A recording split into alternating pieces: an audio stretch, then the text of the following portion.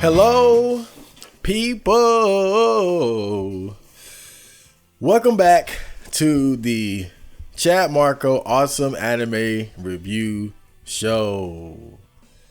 Yes, I am back. I have returned. And today I am going to be reviewing an anime called Shaman King. I'm sure you guys have heard of it, but damn, now that I think about it, I just bought Jump Force. Now I'm thinking, wait, why wasn't Yo in Jump Force? Because he's like a Shonen Jump OG. Because my introduction to Shaman King was actually because of Shonen Jump. And that's part of the reason why I selected this anime to watch recently, because it was one of the... I thought my mic was shaking. It was one of the several manga that I was introduced to as a result of reading Shonen Jump as a kid, but I never really got into it. And so when I saw that they had they were doing a new series covering the manga, then I said, you know what? Let me just jump into this anime, because this is one of those shows that I always wanted to kind of really dive into deeply and see what it was really all about. Because, like I said, I read a bit of the manga in Shonen Jump. I saw a bit of the old anime that was, what was it, the 4Kids one? But I think I only watched that up to like when Lee Pyron showed up with Ren's sister or something like that, which really isn't that deep into the story. So I figured this would be a good time to really just get to know Shaman King, because one thing I know about anime is that you can't really judge it by the first couple of episodes or chapters, because soon after that, the main character is going to grow and develop. They're going to transform and power up and learn new skills. And I just wanted to see, like, where does this show actually go? And so that's why I decided to pick this one. So without further ado, let's jump into the world of Shaman King.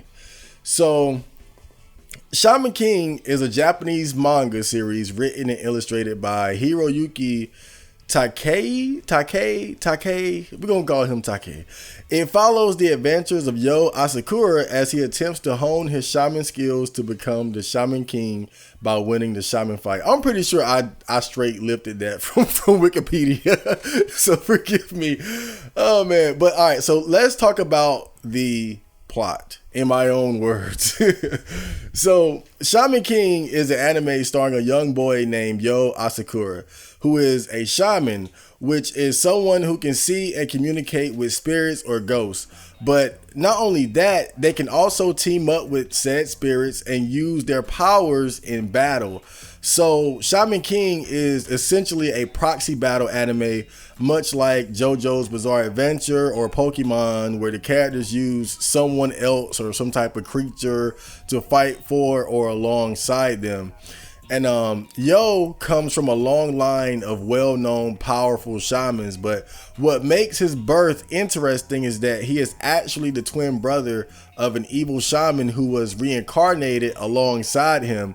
And the plan was just to go ahead and kill the child to prevent the reincarnation of the evil shaman from happening in the first place. But since it happened to be twins, they didn't know which baby to kill.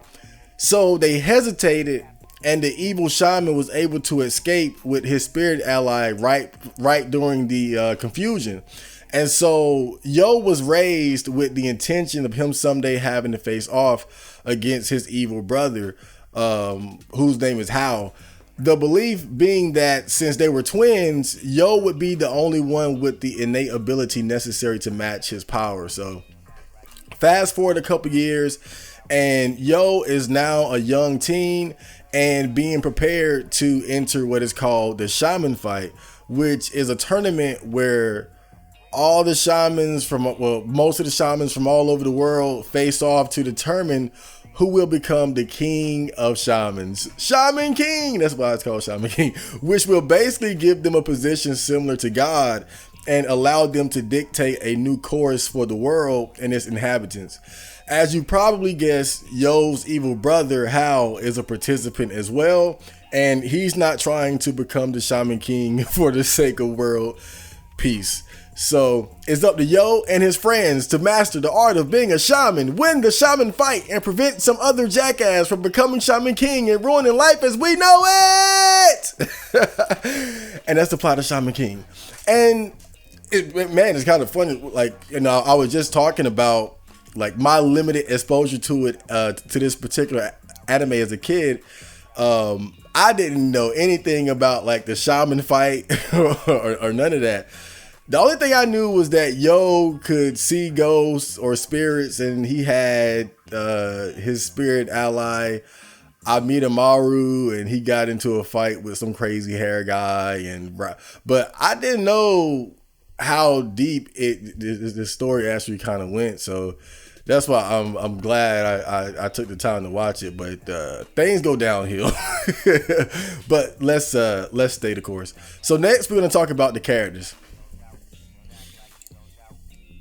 So the first character and the main character, of course, is Yo Asakura. Hold up, let me change this. Okay, so Yo is the main character of Shaman King. This being a generic battle shonen anime, and I do mean generic. It's very generic. Shonen anime, you can about guess what kind of personality he has.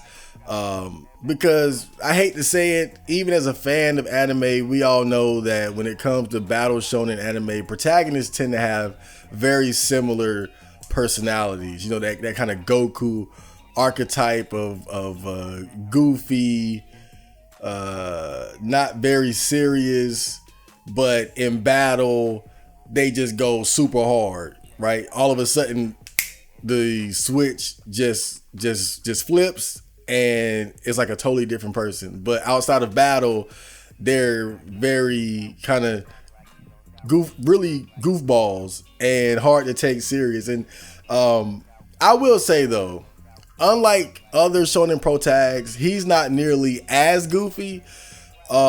He's more so a laid back, aloof type of kid, but he still has the Goku Naruto kind of vibe where it can be hard for people to take him serious, which leads to people underestimating him due to his nonchalant attitude. And this is something that you just see a lot, just again within battle shonen in general, right? The main character can be so either aloof or goofy that people don't take him seriously until they see his powers, and then he whoops their ass with the absolute swiftness. And a big part of his character early on is his preference for taking life easy. He doesn't really want to get involved with the shaman fight. It's more so the people around him, like his family, pushing him towards that goal. It's not until he realizes the seriousness of what it would mean if the wrong person won the tournament that he begins to really become invested in trying to become the Shaman King, if for nothing else than to not let the power fall into evil hands. So certainly, like from the very beginning, he's not like, it's not like a Naruto or Luffy situation where it's like Naruto knows I want to become Hokage and Luffy knows I want the One Piece. Like he's not like that initially. Because he's just he's so aloof, he's so laid back and nonchalant.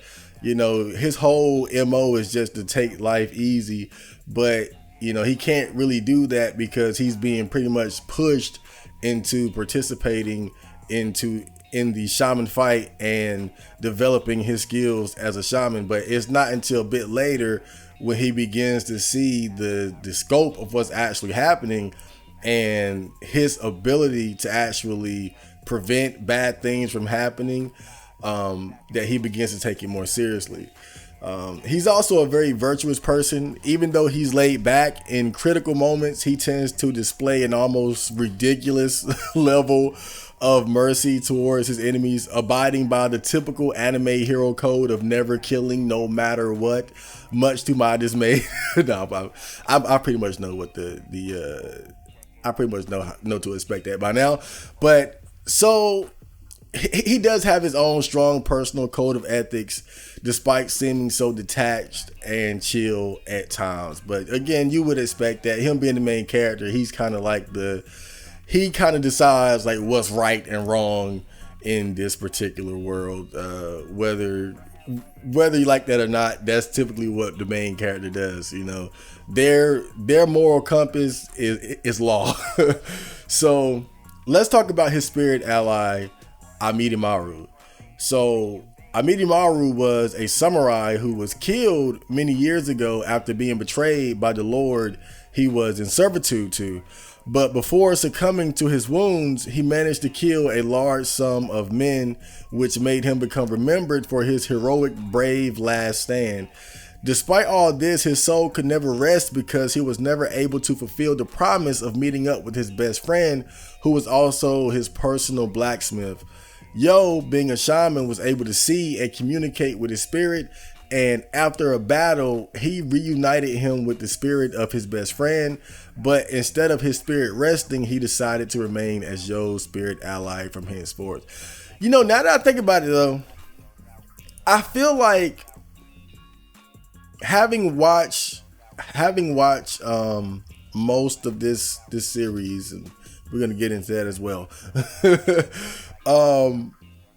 I feel like the spirit allies in this anime, it was kind of underutilized.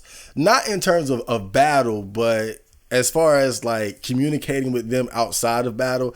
Not saying that they do, but just given how big Yo's team becomes, because it gets to a point where he's rolling with like 5-6 other guys, and you would just think that their spirit allies would kind of chime in a bit more. Not saying that they don't, it's just they kind of hit me like Amidimaru, for example, right? Like, of course, there are moments where he chimes in and he'll speak his piece and give his opinion or advice or whatnot, but it just seems like they're not really out in front, I should say, even though they're not really supposed to be. But I guess when you look at something like JoJo's Bizarre Adventure, right, that's a proxy battle anime where each main character has like some sort of I don't know what the stand, right? They're called stand, but really, what the fuck are they? But it doesn't matter. But because stands are generally quiet, you don't expect them to chime in and talk and give advice and shit like that. But this show isn't like that, because the spirit allies, they have their personalities from when they were alive, even as a spirit, and they're able to talk and communicate with their master as well as anyone else who can see and communicate with them. And so now that I think about it, I just feel like their presence wasn't as they didn't have as much presence as you would think they would. Now, just looking back, now that I think about it, not saying like they weren't involved at all, but it just seems like they weren't involved as much as you would think they were. But it kind of makes sense, because that means that you have to create screen time for each main character and their spirit ally, right? So it kind of makes sense now that I think about it, but it just kind of hit me because I don't really care for Amidimaru. That's my whole point. I don't like, I just feel like, I mean, his backstory is cool, it's badass, but I don't feel like they really gave you enough of him throughout the anime to really like develop an attachment to him. You know, you would develop more of an attachment to Pikachu, and Pikachu can't even talk. I don't know. It just kind of hit me like, I really don't care about these guys. But okay. Next character is Manta. So Manta is Yo's best friend. Now, you know, no anime protagonist is complete without a Krillin type bro to tag along and be useless and scared all of the time. But unlike most of the other characters, Manta is a non-combatant. He doesn't really fight so much as just get in the way and provide commentary. He does seem to have a major role in the anime, at least as far as screen time. But really, damn, he don't do shit. I just felt like I had to mention him because he is technically Yo's best friend. It's just that he doesn't have a spirit ally. He doesn't fight or anything like that. So, I believe he can see spirits though. It's just that he can't. He just don't. He doesn't fight. He doesn't participate in combat. At least up to where I watched it. So, but he is a pretty important character. So the next character is. Hold on, let me get a sip of water.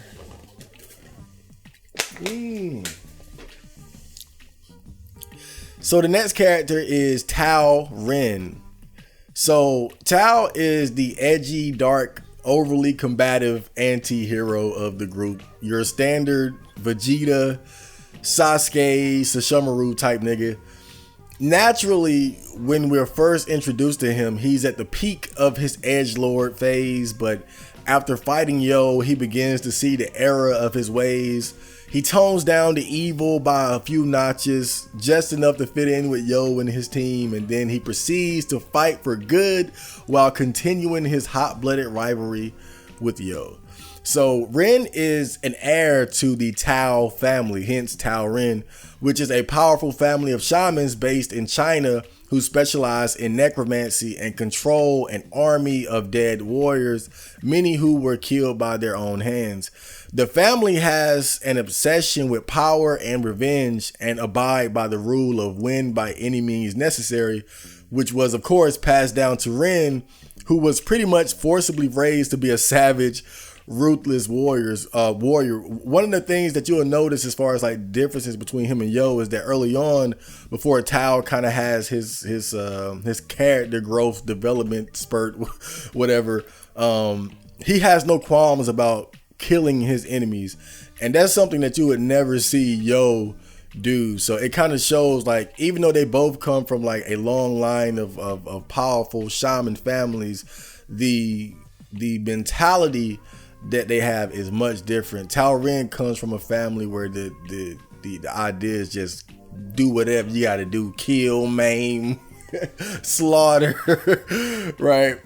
But he does have a bit of a character development, which really almost seems too abrupt, because it's literally like all of a sudden, wait, friends, I like friends. I mean, it's so like that, and he goes off to spit in his family's face so he can go his own way in life. But like most characters who fit this archetype, his role is pretty much to balance out the main character's sometimes overly good nature and naivete, which really with a healthy dose of rational, no nonsense straightforwardness. You know, I always hate to use Dragon Ball as the example, but let's face it, Dragon Ball really sets the standard as far as like battles shown in anime, because it's like is top 3 with Naruto and One Piece and whatnot. And you know, guys like Tauren, I can't help but compare them to Vegeta, because that's really what his role is. It's like that darker anti-hero guy within the group, you know. And he does serve his role. He does serve that role of giving a different energy, a different vibe, a different perspective on things. Because again, Yo being a goody two shoes as he's supposed to be, you got to have that darker element within the group, you know, to you know, to have solutions that might not be 100% righteous and moral, so to speak. So the next character is Umemiya Ryunosuke, otherwise known as Wooden Sword Ryu. And he is a former gang leader who ends up becoming a shaman after encountering Yo and awakening to his ability to see spirits. He starts off as an enemy but ends up becoming a dependable ally over time. He's probably my favorite character because he acts as the comedic relief. He sort of reminds me of Kuwabara from Yu Yu Hakusho or Yamcha from Dragon Ball. He's like the guy that's not that strong, but he still just barely manages to scrape by while also being funny as hell. So whenever I think of him, I just think of manly tears because he has a very masculine appearance, but he also has that big brotherly friendly vibe to him. Like you just know he's gonna be the most loyal, go hard nigga on the planet. So he's probably my favorite character out of everybody. So the next character is Ana Koyoyama, and she is Yo's fiance. Yes, this teen this teen boy already has a fiance, an arranged marriage. I remember being a kid and learning about that particular detail, that she was his fiance, and just like, what? He's so lucky. I mean, I guess in anime terms, in anime world, he's lucky. But now, you know, in the red pill world, I look at it differently. But yeah, like, not really much I want to say about her. She's really just kind of a hard ass. I don't think she's as bad as like Chi-Chi from Dragon Ball, but she's pretty she's pretty bitchy and very serious, but it's almost like her main job is to really keep Yo in place, because she's a lot more mature than he is, and she kind of acts as not really a babysitter. I think that's probably an exaggeration, but almost like just someone that watches over him. You know, because he can be so aloof and he's still kind of immature, and she helps kind of balance him out a little bit because she's more mature and she's more focused and aware of the importance of him winning the shaman fight than he is. And so she really kind of balances him out, even though she can be kind of a serious, no nonsense bitch. That's kind of what he needs in the situation that he's in. So the next character is the main antagonist of Shaman King, Hao, and he is the twin brother of Hao Yo. For some reason now, he wants to exterminate all human life. Although up to where I watched, his motivations have not been completely revealed, but he is shown to be extremely ruthless and bloodthirsty, as well as immensely powerful. I know there's a part in it where they basically do the whole power level thing, right? They have some type of device or way of being able to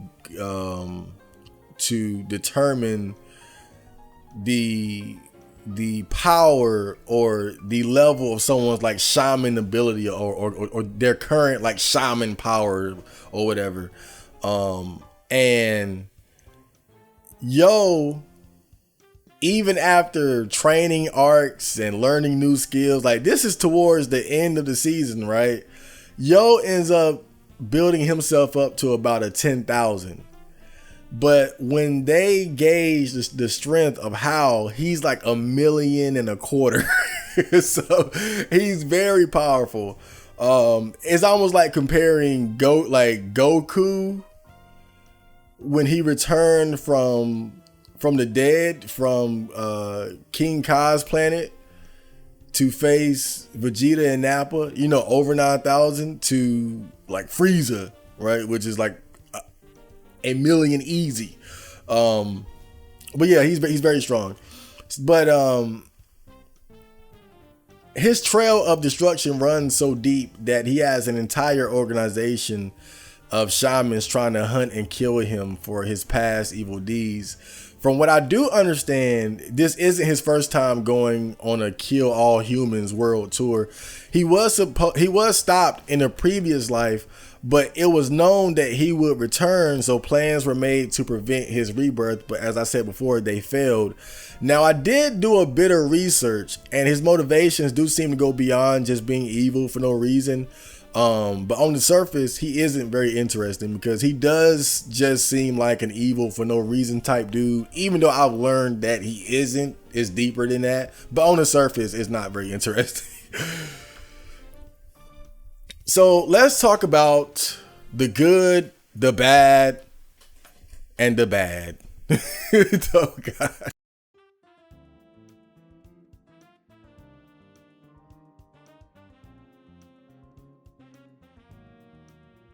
Okay, so first let's start with the good.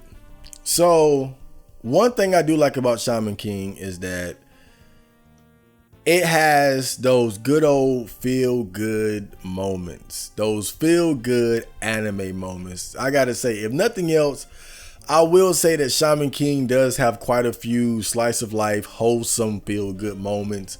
Moments showing off the power of friendship, moments of character growth and change, and even just simple moments of the characters bonding and whatnot. Like, I know one thing that I like is the character Wooden Sword Ryu, and he has this whole thing about wanting to find his best place, which is basically the place where he belongs in life and whatnot. And you know, he has like his crew of friends with him early on, and they're in like this gang.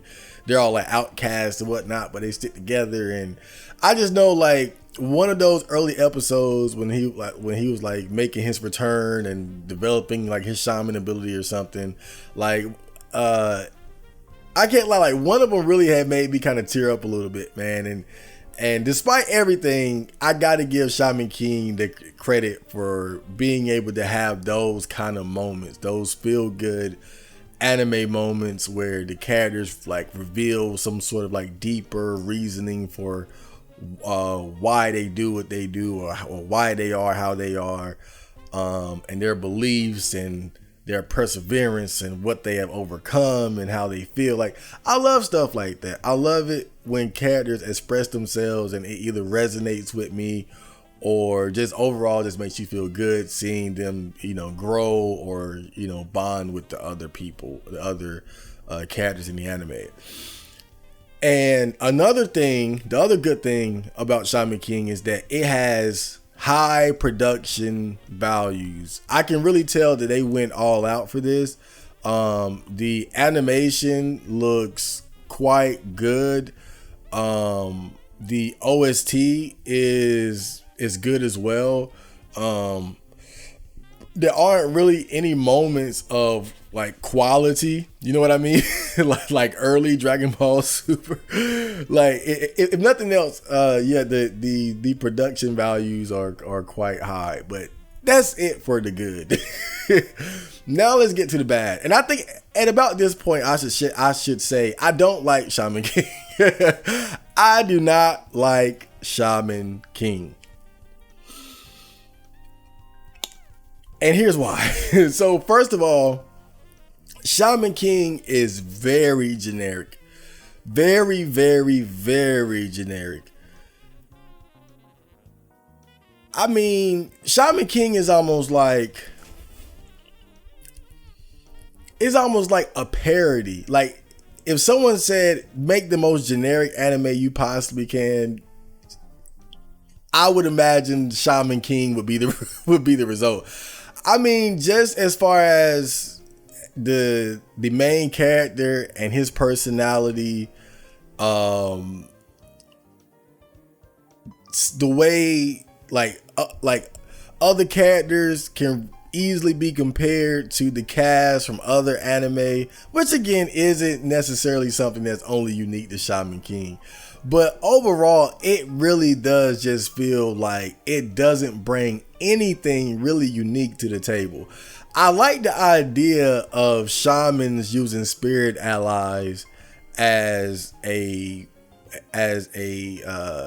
means of fighting and engaging in combat with other people who can do the same. Like, I like the idea is sound, but I just think overall the execution is just not there. The whole time I just felt like there's nothing really special about Shaman King. Like, it follows that generic anime formula, but it doesn't really do anything to make itself stand apart. You know, it just it just does what you would expect a battle shonen anime to do.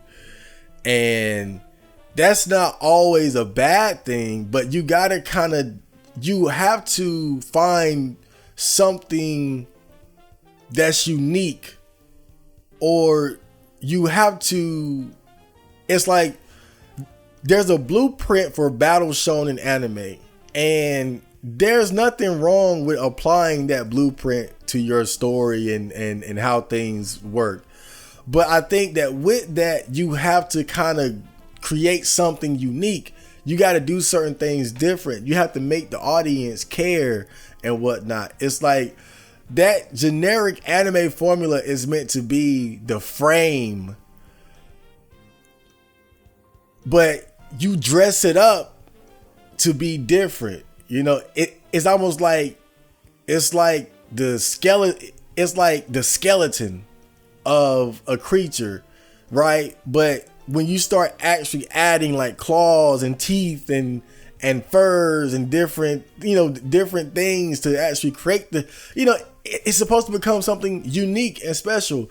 And I think that's really what Shaman King failed to do, is like it has that generic anime blueprint, but it doesn't manage to dress it up into something meaningful and unique. It just ends up feeling very generic and not special, really. And the next thing I don't like about Shaman King is, and pretty big too, mediocre fight scenes. Now, if you're going to make a battle shonen anime, one thing that absolutely has to be on point is the fighting. If you drop the ball there, I really do not know what to say.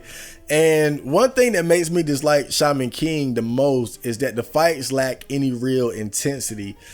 It's almost like watching a bunch of 10-year-olds duke it out with sock'em bop'ems in the backyard somewhere. It's like, yeah, they have swords and javelins and weapons, battle hardened, powerful spirit warriors throwing ice and fire and blades and all that, superpowers and all that, but there's never a sense of like, damn, he got hit so hard, or wow, that was a good fight. Like, there's never, the whole time I watched that damn show, bruh, and there's plenty of fighting, I just never really felt, and I never felt impressed. I never felt invested, and I mean, just as an example, right? One time, one of my friends came over and I was reading the Hajime no Ippo manga, right? Now, I was reading it on my laptop, which was hooked up to the big screen. So I'm just flipping through the pages and he's kind of looking back and forth, doing what he's doing and then checking out what I'm checking out. And I noticed, like, when I flipped one of the pages, it was like one of the fighters getting hit like super hard. And then my friend was like, damn. But that's what I was saying. Like even for him, someone who didn't know anything about it, all he had to do was look and he could see like, oh man, like this shit is intense. Like this is some serious boxing, right? And that's how I feel a battle shonen anime is supposed to make you feel. Even if you never seen it, if you go to your friend's house and they're watching like the best scenes or something, like every now and then, like I know one time I went to my friend's house and his little brother was watching something from Naruto Shippuden that I never seen before. And I was just like, damn, like, whoa, this is cool. But that's how it's supposed to make you feel. And this show never made me feel that way ever. And there's almost like this feeling that none of the fights really matter. And I attribute that to the anime failing to make me care about any of the characters enough to even worry about the outcome. Because just for example, right, and let's use Dragon Ball again. We all know by now, okay, Vegeta's probably not going to beat the main bad guy. But still, as a Vegeta fan, you're invested into whatever fight he's involved in. maybe he'll be able to defeat a minor bad guy, a lesser bad guy, one of the goons. And if he does fight the main bad guy, like, can he, like, we're happy as Vegeta fans if he even puts up a good fight. He doesn't even have to win, like, just put up a good fight, you know? And but again, that in order for that to happen, the viewer has to be invested in the character. And I think, at least for me, Shaman King failed to give me that feeling. I did not give a fuck about none of these characters. I mean, yeah, Wood and Ryu was probably my favorite, but even then, I didn't really give a fuck if he died or not.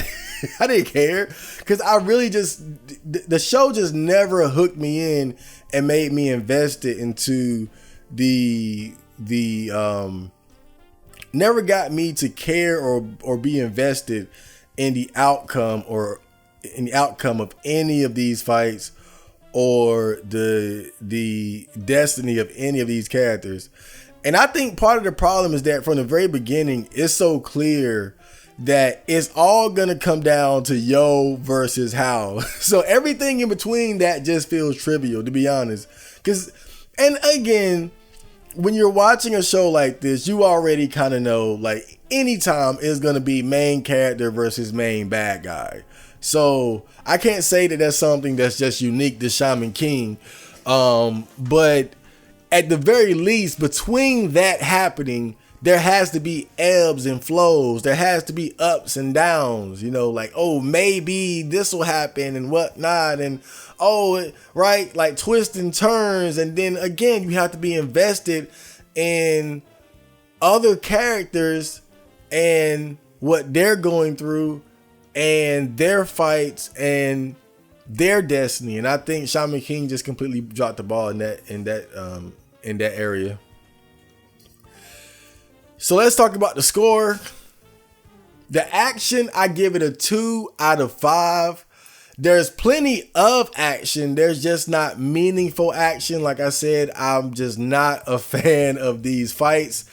They really, again, they just don't have the intensity that I'm looking for, you know. And I'm not expecting Fist of the North Star tier violence, you know, but I've seen quite a few battles shown in anime. And, you know, even though they tend to lean towards, you know, PG-13 and whatnot, still they, you know, there can be a certain level of intensity there.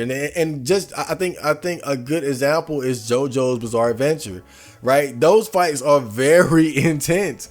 But with something like Shaman King, it's just like, I'm just not feeling that. So there is action. It's just that the action doesn't feel meaningful or intense enough to me. The plot, I give it a 1.5 out of 5 because, quite frankly, I just did not give a fuck. I mean, the initial premise was interesting, but I think as it went on, they just never got me to give a damn. And I can't really say at any point that I like my watching this was just out of sheer curiosity to understand a manga / anime that I knew very little of from my brief exposure to it as a child. That was really it. And I was like, okay, so this is what it's about. But I never cared the whole time. So yeah, the plot, very weak to me. The animation, I give it a 3.5 out of 5. Again, the production values in this anime are quite high. You can tell that they put a budget on top of this, and I can at least appreciate that. The music is 3 out of 5. It's actually a pretty good OST. I listened to the whole thing. It's not necessarily like a lot of music that I'll like just listen to in my free time, but it is definitely an impressive arrangement of music. The comedy, I give it a 2.5 out of 5. It does have its moments. It does have quite a bit of comedic hijinks here and there. Not the funniest anime, but it's you know, the comedy aspect of it is at least solid, you know. And Ichi, 1 out of 5. No real sexual content to speak of, other than like that the balls of that that raccoon dog spirit. But that's another thing. So overall, I give Shaman King a whopping 5 out of 10. It is completely meh to me. And again, so I should let it be known that I watched episodes 1 through 26, which is considered the first season. As we speak, the second season is airing, and I think the second season I think it's only going to be 2 seasons because Shaman King isn't very long. But I have chosen to not watch the second season because I feel like 1 is enough. I really just do not like Shaman King. It's absolutely meh to me. The only thing really holding it up is the production values to me, and that it does have, you know, a little few moments here and there. But yeah, I would not recommend Shaman King. Now, you ain't got to take my word for it, but you guys know I keep it real. I watched the whole first season. I would not be watching the second season. I do not recommend this anime to anyone on this planet. This one gets a thumbs down from your boy. So I hope you guys enjoyed that anime review. I'm strongly considering doing Hajime no Ippo next. So look forward to that. And I will see you guys on the next episode of the Chad Marco Awesome Anime Review. Johnny.